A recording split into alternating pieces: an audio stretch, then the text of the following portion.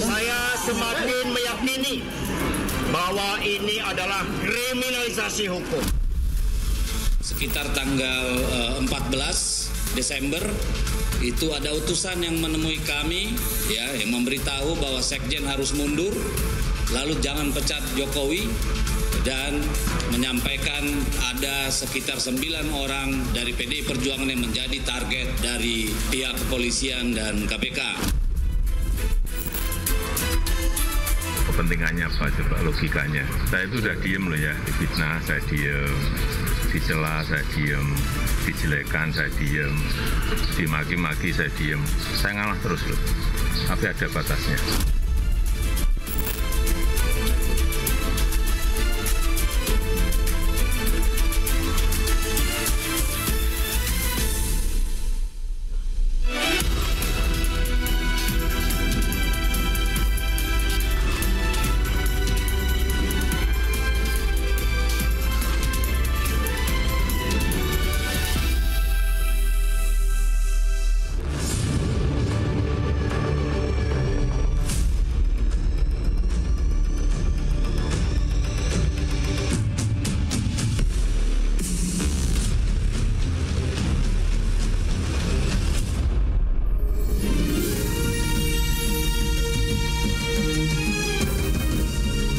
Disiarkan langsung dari studio MNC Conference Hall Ainus Tower, Jakarta.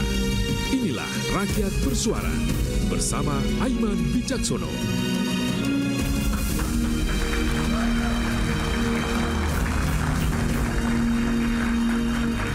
Panas dingin hubungan yang sudah pisah jalan itu hal yang biasa, tapi beda cerita dengan Jokowi dan PDI Perjuangan. Pasca Pilpres dan penetapan Hasto jadi tersangka, bara api PDIP dan Jokowi tak juga kunjung padam. Bahkan PDIP menyebut ada utusan yang dikirim Jokowi agar Hasto tak lagi menjabat sekjen. Belum lagi 9 kader Banteng disebut akan menyusul Hasto jadi tersangka. Tuduhan dibantah Jokowi dan tantang ungkap siapa utusan yang dimaksud. Benarkah ada utusan untuk cawe-cawe kasus Hasto? Siapa? Dan apa makna dibalik pernyataan Jokowi bahwa sabar ada batasnya? Saya Aiman Wicaksono, inilah Rakyat Bersuara. Saya akan langsung undang ke panggung Rakyat Bersuara Bung Guntur Romli, politisi PDI Perjuangan.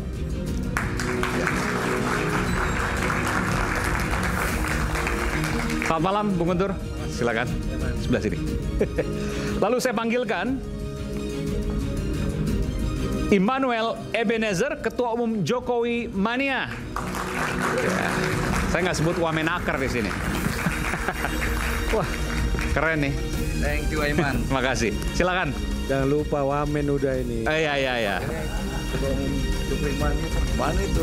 Oh, Prabowo Mania. Joman. Hadir pula ex penyidik KPK, Mas Yudi Purnomo Harahap. Silakan Mas Yudi. Boleh. Silakan. Sebelah sini. Kemudian Mas Roy Suryo, pakar IT sekaligus telematika, pakar telematika. Tunggu bentar, saya mau tanya dulu nih. Ini kaos jangan dibuka ya mejanya. Oh, penting ini tadi. Enggak, saya kira diundang untuk meneliti itu hurufnya Times Roman atau enggak. Itu lainnya. Itu resmi. Beda topik itu, beda topik. Oke. Kemudian saya panggilkan Bung Mardiansah Semar, betul ya? Ketua Umum Rampai Nusantara. Bung Mardiansah ini pertama kali untuk hadir di Rakyat Bersuara dan kita jarang lihat sebenarnya. Nanti kita akan bincang-bincang ke sini. Oke. Sebenarnya saya mau panggil di sebelah kiri tapi kelihatannya berkeberatan. Tapi nggak apalah. Tapi jangan di belakang. Saya panggilkan Bung Rey Rangkuti. Maju sedikit dong Bang Rey. Sini, nggak mau di sini? Oh di sini mau. Oke, saya pikir nggak mau. Oke.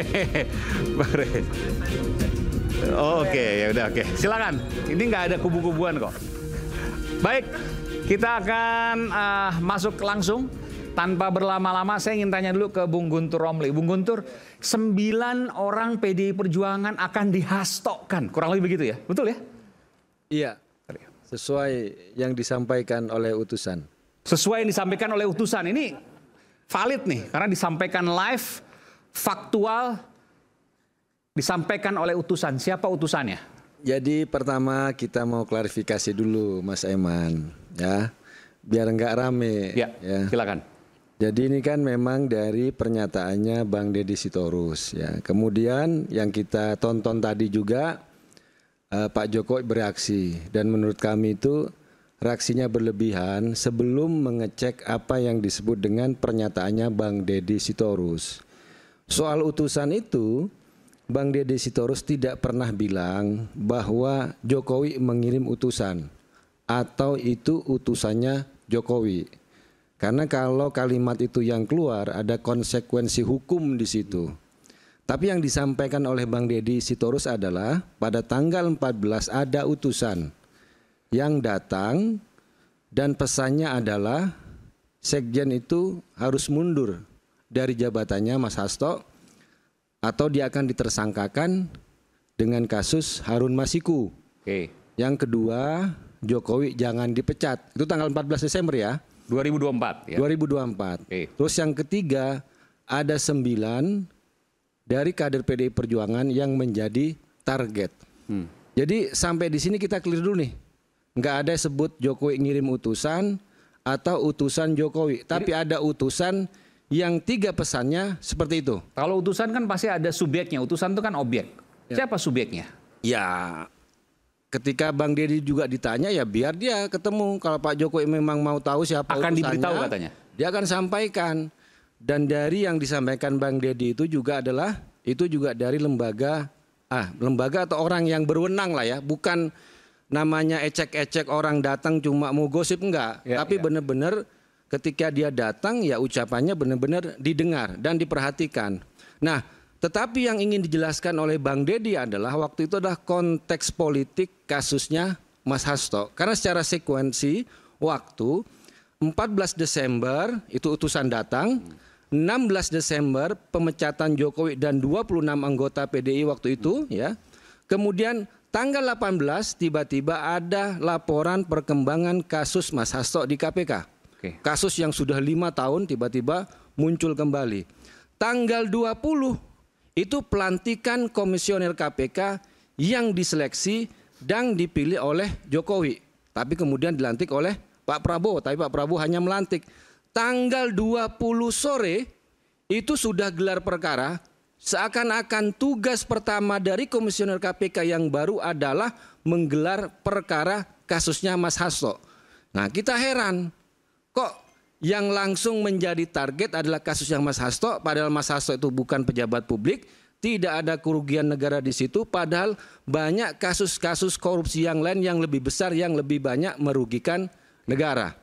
Kemudian tanggal 23, ini secara cepat nih, tiba-tiba sprindik sudah keluar, Mas Hasto tersangka.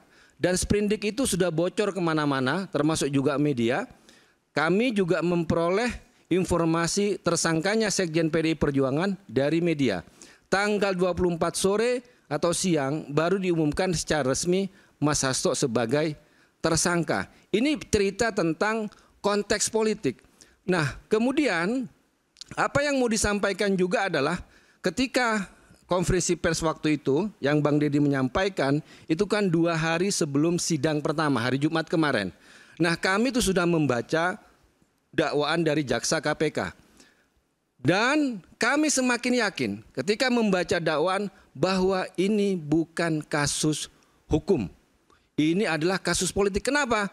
Karena dakwaan jaksa itu sangat lemah, bahkan di situ banyak memanipulasi kesaksian dan fakta pengadilan. Contohnya? Contoh. Pertama, kesaksian Nur Hasan dalam dakwaan jaksa yang menyuruh dia menelpon Harun Masiku adalah Sekjen PDI Perjuangan Mas Hasto Kristianto. Padahal Nur Hasan dalam pengadilan tahun 2020 sudah menyatakan yang menyuruh dia adalah 2 orang berbadan tegap yang datang ke tempat dia. Itu pertama. Yang kedua, dalam dakwaan jaksa, Kusnadi dianggap atau disuruh oleh Mas Hasto menenggelamkan HP. Padahal Kusnadi dalam sidang pra-peradilan sebelumnya sudah mengatakan Tidak ada kata HP ya di masalah tenggelamkan itu. Karena dia sedang menenggelamkan, sedang menghanyutkan, melarung baju. Sedang istilahnya ritual buang sial. Kemudian yang paling menurut saya fatal juga adalah, dan ini sudah dijelaskan oleh Febri Diansah, mantan jubir KPK yang juga bergabung dalam penasihat dari Hasto Kristianto, adalah ada fakta di 2 dakwaan jaksa sebelumnya tahun 2020 baik kepada Wahyu Setiawan dan juga Agustiani Tio yang pertama, kemudian yang kedua kepada Saiful Bahri, bahwa uang 400 juta di dakwaan jaksa yang lama itu berasal dari Harun Masiku. Tiba-tiba di dakwaan jaksa yang baru saat ini uang 400 juta dibilang dari Hasto Kristianto. Nah pertanyaannya kata Febri, bagaimana mungkin dari sebuah lembaga yang sama memberikan fakta yang berbeda? Tahun 2020 uangnya dari Harun Masiku, tahun 2025 tiba-tiba uangnya dari Hasto Kristianto. Bagaimana mungkin katanya jaksa bisa mengubah-ubah seperti itu soal sumber uang. Nah ini yang kita sebut ternyata ketika kita melihat membaca dakwaan jaksa KPK sangat lemah, kami semakin yakin bahwa kasus ini bukan kasus hukum tapi kasus politik. Karena secara waktu ini sudah 5 tahun, Mas Hasto bukan pejabat negara, tidak ada kerugian negara. Uang yang juga yang disangkakan, yang didakwakan adalah 600 juta, Mas Hasto dituduh menjadi 400 juta. Dan dakwaan jaksa sebenarnya bertentangan dengan yang sudah didakwakan dan kasus ini sudah selesai pada tahun 2020. Oke. Gitu, Mas. Sebenarnya sederhana kalau dilihat ini ya. Nanti saya akan tanyakan. Sederhana. Ada 2 hal yang menjadi tudingan. Yang pertama timeline-nya. Dari utusan datang, Hono Coroko ada utusan datang ya. Ada utusan datang gitu ya. Lalu kemudian timeline-nya cepat banget. Ekspres, kilat untuk penetapan Mas Hasto tersangka. Itu yang pertama. Kemudian yang kedua, dari sisi dakwaannya banyak yang berbeda dari pernyataan-pernyataan pada sidang sebelumnya. Ada komentar soal ini? Ya, kalau memang ada orang-orang yang mengaku tadi itu dikatakan, artinya kan dia katanya bisa... Soal timeline dulu deh, soal waktu dulu nih. Ketika ada tadi pimpinan KPK belum terpilih, kemudian ada pertemuan, ada yang katanya utusan. Ya, tadi sepakat dengan Mas Aiman, ketika katanya adalah utusan, berarti kan ada yang mengutus. Ya kan? Dan orang ini adalah pembawa pesan. Kalau kita zaman kerajaan dulu ya, telik sandi gitu ya. Jadi ketika ada orang utusan kemudian dia mengatakan bahwa nanti Hasto akan tersangka, ya, saya pikir justru harusnya saat itu laporkan saja orang ini kepada KPK. Jangan-jangan hanya membawa nama KPK. Itu yang pertama. Kemudian yang kedua terkait dengan proses yang terjadi di KPK. Tadi dikatakan bahwa kok ini pimpinan baru langsung kemudian menetapkan Hasto sebagai tersangka. Loh, pimpinan baru ini kan dia ya tentu akan ya mencari laporan dari penyidik-penyidiknya. Kasus apa yang kemudian ya kalian sedang kerjakan? Semuanya pasti dipanggil gitu kan, nggak hanya Pak Hasto gitu kan. Kemudian mereka akan melakukan gelar perkara di pimpinan. Ya ketika kemudian kasusnya Pak Hasto yang kemudian naik menjadi tersangka dan pimpinan KPK bulat loh, 5-0 loh. Ya artinya tidak ada satupun dissenting opinion di antara mereka. Berarti kan 2 alat buktinya terpenuhi. Ada permasalahan bahwa kenapa di tahun 2020 sampai dengan 2025 ya kan bukti berkembang, nggak mati ya terhadap suatu peristiwa. Misalnya ada peristiwa pembunuhan, waktu itu pelakunya hanya 3 yang terungkap, udah ingkrah lagi. Tiba-tiba ada bukti baru, wah ternyata nggak hanya 3 orang itu saling menutupi, ternyata ada keempat. Kan nggak masalah Mas, yang penting pertama buktinya nggak diada-adakan, ya keterangan saksinya benar. Jadi saya melihat ya narasi-narasi misalnya bahwa ini adalah korban, ini kasusnya suap menyuap loh. Suap menyuap dua-duanya adalah pelaku. Kemudian tidak ada kerugian keuangan negara. Loh, kasus korupsi itu ada 7 bentuk ya. Mulai dari merugikan keuangan negara, suap menyuap, pemerasan, gratifikasi, benturan kepentingan dalam pengadaan. Seperti itu. Soal kemudian pada hari pertama yang dilidik dan kemudian sidik adalah kasus Hasto Kristianto. Nah, itu kan prosesnya kan penyidik sedang melakukan penyidikan kasus Harun Masiku. Okay. Ya, kemudian oleh pimpinan KPK diminta untuk melakukan gelar perkara. Oke. Nah, ketika gelar perkara itu nanti penyidik ya, tadi sering saya sampaikan, penyidik itu nggak sendirian dengan pimpinan. Ada deputi penindakan, ada direktur penyidikan, direktur penyelidikan, direktur penuntutan, ada jaksa. Berlapis. Berlapis ya. Jadi tidak mungkin mereka akan saling menutupi seperti itu. Nggak akan mungkin bisa itu. Nggak akan mungkin bisa. Tapi seperti tadi saya katakan ya, bahwa kalau misalnya di KPK ya, megang pimpinan, belum tentu anak buahnya terima. Saya permasalahan misalnya kasus Formula E, itu yang paling nyata. Oke. Ya, walaupun berkali-kali menyebut-nyebut waktu itu sempat Anies Baswedan waktu itu. Iya, walaupun berkali-kali ya ekspos gitu ya. Ya ketika misalnya Pak Anies nggak ada alat bukti yang cukup ya, nggak akan bisa jadi tersangka. Berapapun pimpinan dari zaman Firly ya, termasuk zaman sekarang gitu ya. Ketika memang orang di KPK kalau terkait dengan penegakan hukum. Ini menarik nih, kasus Formula E. Berarti kan dipaksakan waktu itu kan? Ya, ada yang pesan. tapi kan nggak jadi naik. Pertanyaan saya begini, ada yang pesan dong berarti? Loh, tadi saya katakan kalaupun ya ada yang mengatakan bisa memesan dan sebagainya, ya ketika nggak ada alat bukti, mau 1000 kali gelar perkara. Jangan kalaupun, ada berarti. Kenapa? Pernyataannya harusnya ada dong. Karena kan dipaksakan. Enggak, kan penyelidikan itu kan pasti kan ada gelar. Ya. Formula E emang ada gelar penyelidikan. Ya. Pak Anies pun sempat diperiksa kan. Tapi ketika digelar ya nggak ada ketemu. bukti, nggak ketemu ya nggak mau meskipun berkali-kali. Meskipun berkali-kali gitu. Artinya kan ada yang memesan. Nggak, saya nggak tahu kalau ada yang memesan ya. Tapi memang kita sering ya berkali-kali juga sering gitu. Tapi sekali lagi nggak naik alat buktinya seperti itu. Nah, maksud saya ini yang saya cocokkan dengan Pak Hasto ya. Kalau Pak Hasto buktinya kan cukup, makanya dia naik. Kalau misalnya ini adalah pesanan bahwa wah ini adalah oposisi gitu ya, maka kemudian kita tersangkakan, nggak nyambung dengan kasusnya Pak Anies yang Formula E. Seperti itu, Mas. Oke, baik. Ya, ketika kami membaca dakwaan jaksa, kami juga mencari apa yang disebut dengan tuduhan-tuduhan di situ. Makanya saya sebut tadi ini banyak tuduhan yang memanipulasi kesaksian dan juga fakta-fakta pengadilan. Kalau mau bicara pengembangan perkara, kita harus baca putusan nomor 28 tanggal 24 Agustus tahun 2020. Terdakwanya adalah Wahyu Setiawan dan Agus Tianitio. Di situ sudah jelas bahwa uang 400 juta dan 850 juta itu dari Harun Masiku. Kalau mau pengembangan perkara adalah nama-nama yang disebut dalam putusan itu yang belum tersentuh hukum. Pertama adalah Harun Masiku. Yang sampai sekarang adalah dia adalah DPO. Itu dulu yang harus dihadirkan dan didatangkan kalau bicara pengembangan perkara. Yang kedua, ini yang lebih penting menurut saya. Dalam putusan tersebut, putusan nomor 28, Wahyu Setiawan tidak hanya menerima uang dari Saiful Bahri, dari Harun Masiku, tapi dari namanya Rosa Muhammad Tamrin yang waktu itu adalah sekretaris KPUD Papua Barat.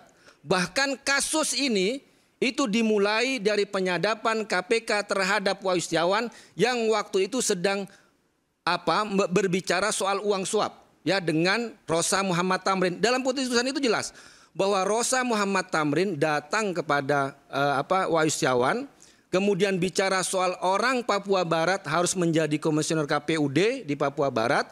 Kemudian Wahyu Setiawan bilang siapkan uangnya, dan uang itu disebutkan oleh Rosa Muhammad Tamrin berasal dari Domingus Mandacan, Gubernur Papua Barat. Itu ada dalam putusan itu. Sampai sekarang pertanyaan saya, kenapa Rosa Muhammad Tamrin tidak pernah dipanggil, tidak pernah dihukum, tidak pernah divonis? Apakah dia menyetor uang ke KPK sampai dia nggak diselidiki? Apakah tidak ada intervensi politik sehingga dia tidak dipanggil, tidak diproses, ya kan? Kenapa yang diproses hanya orang PDI Perjuangan, Saiful Bahri dan Harun Masiku?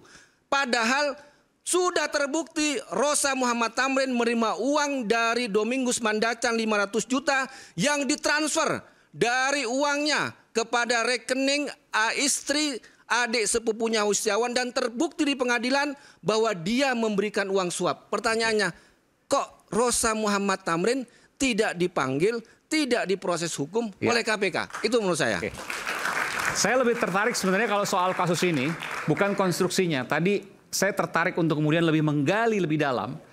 Formula E berkali-kali dipaksakan. Kalau Formula E berkali-kali dipaksakan, artinya ada yang memaksakan. Seperti halnya utusan, ada yang mengirim. Siapa yang memaksakan? Dan apa tujuannya? Dan apakah ini artinya KPK tidak bebas dari pesanan? Karena akhirnya kemudian gelar perkara berkali-kali, betul? Berapa kali waktu itu? Formula E? Nanti kita bongkar, isu hangat kadang bikin penat, apalagi kalau kita tidak bisa mencerna dengan cermat. Jangan lupa secangkir kopi hangat yang nikmat untuk menemani kebersamaan dalam program Rakyat Bersuara bersama saya, Aiman Wicaksono. Kita kembali setelah jeda.